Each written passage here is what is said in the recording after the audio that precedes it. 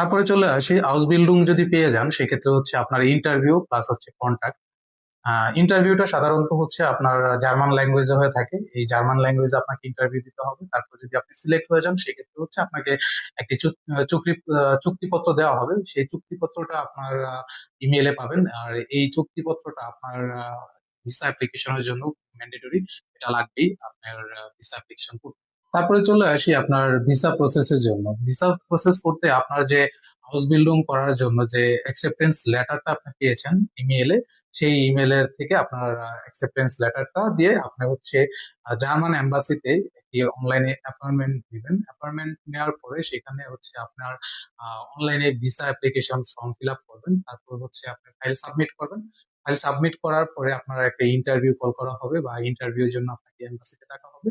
তারপরে ইন্টারভিউ দেওয়ার পরে আপনার যদি অ্যাকসেপ্ট করা হয়, আপনাকে ভিসা দেওয়া হয়, তারপরে আপনি ট্রাই করবেন। তবে এই পুরো জার্নিটার জন্য আপনার সবচেয়ে বড় একটি কাজ হচ্ছে জার্মান ল্যাঙ্গুয়েজ। জার্মান ল্যাঙ্গুয়েজটা আপনি যত তাড়াতাড়ি আয়ত্ত করতে পারবেন বা শিখতে পারবেন সেক্ষেত্রে হচ্ছে আপনার জন্য একটি প্লাস পয়েন্ট। কারণ হচ্ছে আপনার ব্যাচেলর মাস্টার্সে যাওয়ার থেকে এইটা আমার মনে হচ্ছে যে খুবই বেস্ট একটি অপশন।